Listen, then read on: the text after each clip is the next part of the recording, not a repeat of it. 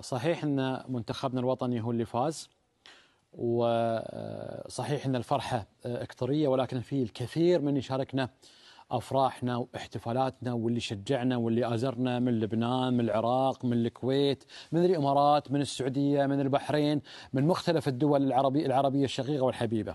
ولكني اقف احترام وتقدير للشعب العماني اللي تعنوا وراحوا. هاي عقايه اهل عمان، على روحتكم تعنون حق بلادنا. بيض الله وجهكم، بيض الله وجهكم. روح يا سلطان غبوس.